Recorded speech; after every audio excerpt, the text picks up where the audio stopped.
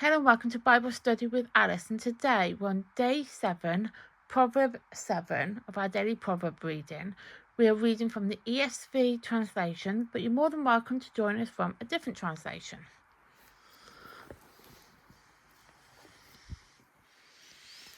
As you can see, we are on Proverbs 7. These videos are filmed in real time. Today's date is the 7th of April 25 and it's a Monday. You can find the previous 6 proverbs in the playlist below. There is a disclaimer as usual, and that is one of these videos are edited and also probably some wording. Let's get started.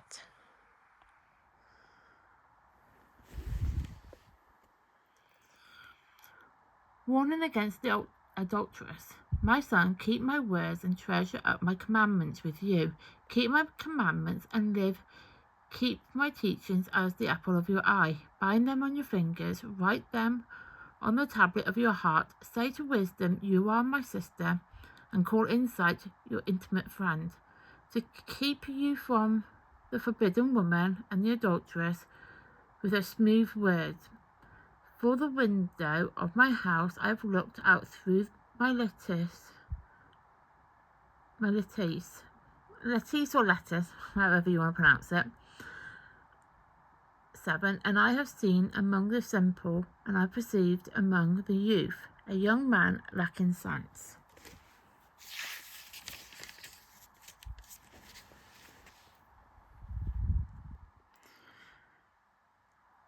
8. Passing along the street near the corner, taking the road to her house in the twilight, in the evening, at the time of night and darkness, and behold, the woman meets him, dressed as a prostitute. Weary of heart, she is loud and wayward. Her feet do not stay at home, now in the street, now in the market, and at every corner she lies in wait. She sees him and kisses him, and with bold face she says to him, I had to offer sacrifices, and today I paid my vows. So now I have come out to meet you, to seek you eagerly, and I have found you. I have spread my couch with coverings, coloured linen from Egyptian linen. I have perfumed my bed with myrrh, aloes and cinnamon. Come, let us take our fill of love till morning. Let us delight ourselves with love, for my husband is not at home. He has gone on a long journey. He took a bag of money with him. At full moon he will come home. With much seductive speech she persuaded him. With her smooth talk she compelled him. All at once he followed her as an ox goes to the slaughter, or a stag is caught fast, till the arrow pierces its liver, as a bird rushes into snare. He does not know that it will cost him his life. And now, O son, listen to me, and be attentive to my words of my mouth. Let not your heart turn aside in her ways. Do not stray from her path.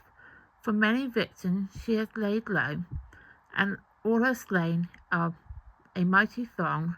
Her house is the way of Sheol, going down to the chambers of death. So that is Proverb 7 complete. And tomorrow we'll be doing Proverb 8. So with Proverb 7, it was written by King Solomon between 970 and 931 BCE. And I have mentioned this in previous videos, especially during the daily psalm readings. BCE means before Common Era. It's the same as before Christ. It's literally the same thing, just said differently. That's basically it. And Proverbs 7 warns against the dangers of sexual immorality, particularly emphasizing the nature of adulterous woman and the consequences of the temptation, and to embrace God. So, as we had mentioned in 7 and 6. No, we are on 7. We're on 7, don't worry. We're on 7. So as we mentioned in 6 and 5, that these are mainly talking about adultery and talking about the wrongs of entering an adulterous affair. So obviously, as I've mentioned in yesterday's video, that the original author, the original audience even is young men of Israel who are obviously transitioning into adulthood. So naturally, this particular Proverb 7, and obviously 6 and 5, are mainly focusing on explaining to these young men what happens if they enter an adulterous affair with somebody else. And obviously we were mainly looking at, when we're reading it, about how the person in the woman that was being described in this particular proverb was dressed as a prostitute, and she's a wayward, and she she wanted to spend the whole night with him, and that her husband was away on a long journey, and he had taken some money, and he was going to be away for the night and coming back. So obviously, with that in mind, they're obviously trying to explain to these young men, as they are transitioning into these young adults, that having these affairs aren't beneficial to themselves. Apart from, obviously, it's just going to be a pleasure, it's going to be pleasurable for that moment, but after that it's then not, because that woman also has a husband, and her husband is away for the night at work, providing for his family, and she's off gallivanting with other men. Now, obviously, I am not at all saying that you cannot have an affair with somebody. I'm not. You do you, and that is fine by me. I'm just here to teach you about the Bible, so obviously what I'm saying is basically based on the Bible. So what we all do in our own lives outside of this Bible study is fine. I don't really mind what you do.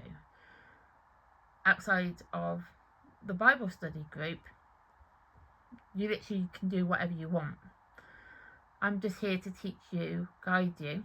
I don't like saying teaching. I don't see myself as a teacher. I see myself as a guide. I like that word, guide. I'm guiding you through the Bible. I'm guiding you through the Proverbs at the moment, and in particular Proverbs 7. So obviously I'm guiding you through this. So as I say, what you do is fine. That's fine. But obviously we're talking about Proverbs 7 and about the story of Proverbs 7 and about the people that are in Proverbs 7. So God obviously does not want people to have affairs. He gives you what he believes, what he knows is true, to be your correct person, and you marry that person and you spend the rest of your life with that person, and that is that. But there are going to be that woman in the story who is a prostitute. Yeah, she's married, she has a husband, but she obviously is a prostitute, and she's obviously captivating these men. And obviously we don't want, or God does not want. If you hear my dog barking, ignore that. He's just barking for some bizarre reason. It's fine. He just likes to bark, to be fair. No, he doesn't. There's probably somebody at the door. Somebody put something through the door, if anything. I don't know. Leaflets. In my local area, we're having local elections. So it could be one of the political parties putting their little leaflet through that box. And because my dog knows I generally don't listen, he was just letting me know. It's not a case I don't listen. He just likes to let me know that somebody's at the door or somebody was at the door. So it's fine. But yeah, so that was why he was barking. If you heard that, that's fine. But with this particular proverb, God obviously, have already set these people up who he wants to be with. And he even done that with the prostitute. Gave her husband, but because her husband's away and she decided that she wanted to go and gallivant with another person, that's obviously then going to cause issues. And because obviously it was only a pleasurable night, after that it meant nothing else. And obviously from what God is trying to perceive to be is that young man has now committed a sin, committed a crime, because obviously it is in the Ten Commandments about adultery. So he's obviously then committed a sin, and this particular thing is being a word of wisdom to encourage him not to go down that route of finding somebody who's kind of captivating, who's very seductory, wearing seductress clothing. I don't really know what women wore fully back then. That is something I'm going to look into. That's given me something to look into, to be honest.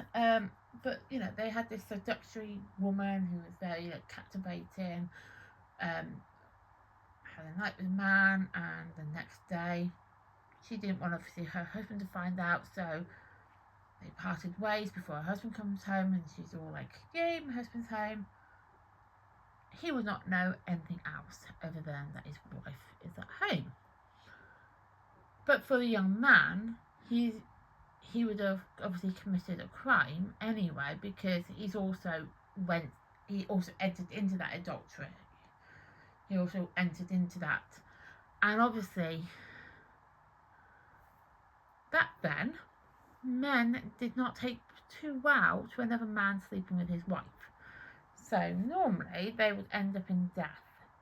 Now, we don't know if this particular character in this proverb would have got killed, though.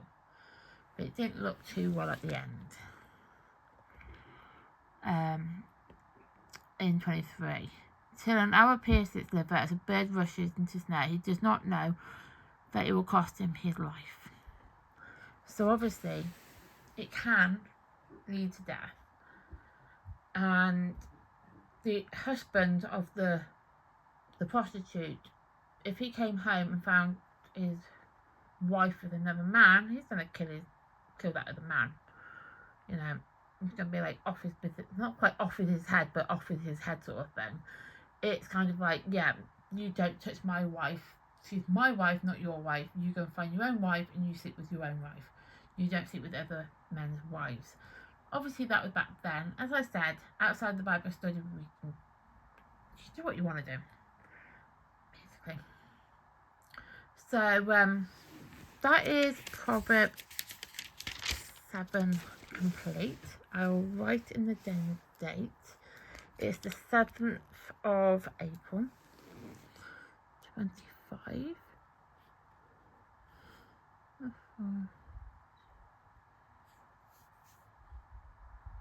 Day 77.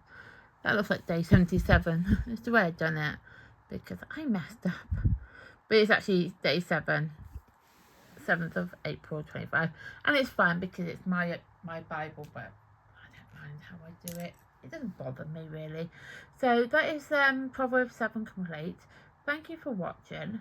Please like my content. I'd really appreciate it if you could like my content. Please subscribe to my channel. I'd also appreciate that if you could subscribe to my channel. Please turn on the notification bell so you then get notified of content like this that gets uploaded to the channel. Thank you and goodbye.